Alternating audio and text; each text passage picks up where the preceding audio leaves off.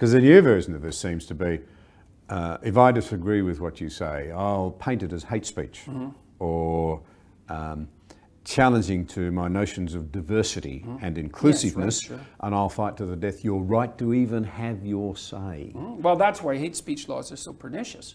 It's like, and that needs to be taken apart. First question, is there such a thing as hate speech?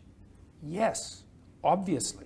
People say terrible things, reprehensible things, quasi-criminal things even, all the time. Brutal, and some of them cause a lot of trouble. So the idea that there's hateful speech, it's like, yeah, okay, that's self-evident, no problem. Well, let's regulate it. Okay, fair enough, because it's hateful. You know, maybe we'd rather that there wasn't any of it. Okay, no problem. Who defines hate? Well, we'll worry about that later. It's like, no, you won't. That's actually the problem. Here's the answer to who defines hate. Those people that you would least want to have define it. That will be the inevitable consequence of the legislation. Because sensible people won't have anything to do with that. Like people who are power mad will gravitate to that domain to make an ethical case to exercise their controlling power over the language of other people. No, and I've had journalists say, well, what makes you think that your right to free speech trumps the right of someone to not be offended? And I think that's really the level of our political discourse. Okay, so we'll run a little thought experiment. So I'm talking to one person, I'm talking to you, and the rule is I don't get to offend you. Okay, maybe we can still have a discussion about something difficult. But let's say I'm talking to 10 people and about an important thing. Now I have to make sure that I don't say anything, despite the fact that this is an important and contentious issue, that I don't say anything that offends even one of those 10 people. Okay, maybe I can even manage that. What if I'm talking to 1,000 people? There's going to be someone in that 1,000 people, there's going to be someone who's offended at the mere fact that I exist. So it's an impossible standard. It's like, well, you can't say anything offensive. Okay, fine, then you can't say anything. Okay. So what? You don't get to say anything because no one should be offended. Well, then you don't get to think. Well, what happens if you don't think? Well, then you can't negotiate your way through the future and you fall into a pit, and so does everyone else. So that's where that all ends up. You can't say offensive things. Equals, you cannot negotiate your way properly through the future. Equals, everyone suffers. Well, that's a bad strategy. So, and it's all covered up with, well, you know, it'd be better if no one was ever offended. It's like, well, who thinks that? You know how naive you have to be to think that? How you have to be pathologically naive, which is the kind of naive that you could have grown out of, but you willfully refused to because you weren't willing to see what was in front of your face. And then you impose that blind naivety on everyone else because you don't want to allow them to upset your rosy view of yourself and the world. There's no end to how terrible that is.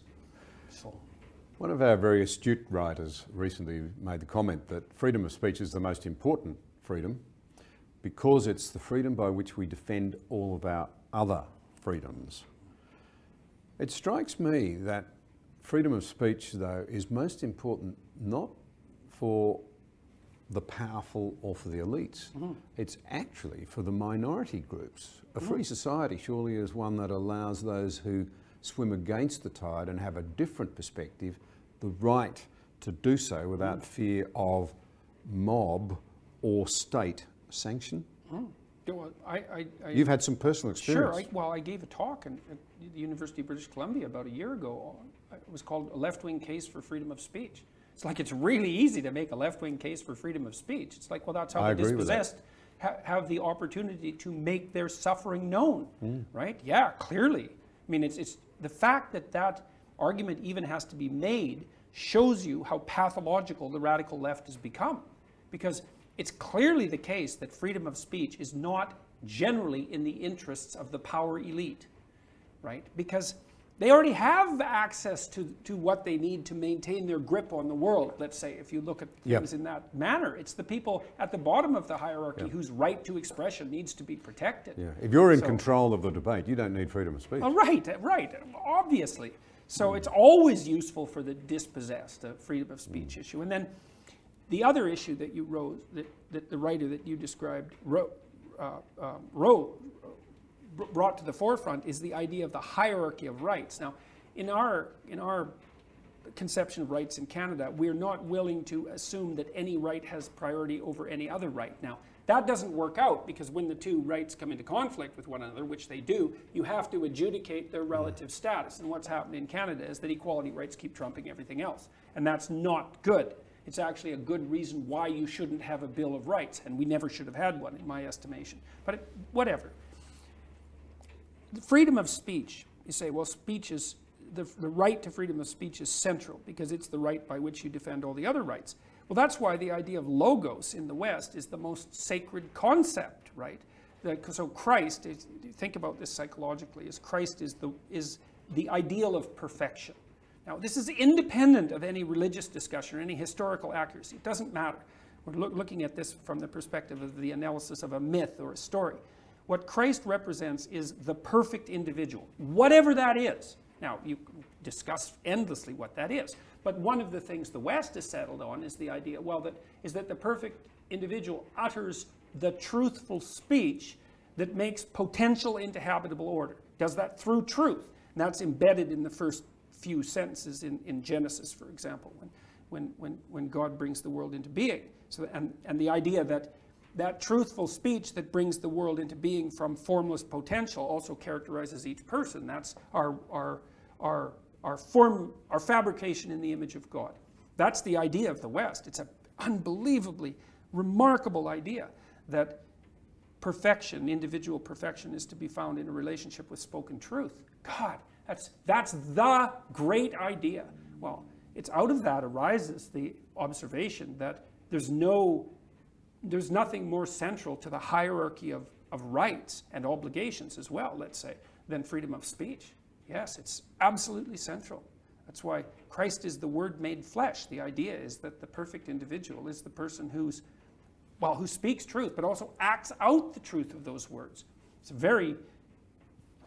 It's a proposition whose merit is virtually self-evident when you understand it in that manner. So yeah, to see assaults on freedom of speech, especially compelled speech, well, that's where I drew the line in my life. It was like, perhaps we that's have compelled speech legislation in Canada. Perhaps that's why the left is so determined in this country to get Christianity out of the classroom. But tell us something of the chilling... There's no doubt that's why they're determined. I mean, people like Derrida, he called the West phallogocentric, right? Male-dominated, logos-centric. It's like, that is the West. It's logocentric. Well, if you want to take the West down, you remove the idea of the divine word from the substructure of the society. So you have to do that. It's like, and this is the level at which this war is being fought. It's fundamentally a theological war. Interesting. People don't like to think that, but well. In his famous Waterloo lectures, the inaugural Blaise Pascal lecture in 1978, Malcolm Muggeridge said the West was in danger of eating itself out from within. Mm-hmm. And he spoke at great length about this attempt to, about how the West was abandoning Christianity, and it had become a very empty and soulless and financially bankrupt place as a result. But it wouldn't be the end.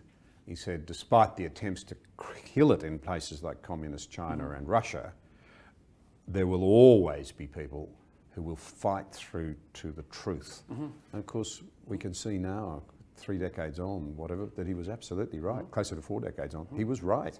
Well, you know that Christianity is spreading faster in communist China than it did in Rome during its most rapid period of expansion in terms of proportion of people transforming. So Christianity is spreading incredibly quickly in China, which is, who would have guessed that, right? I mean, that just makes you shake your head.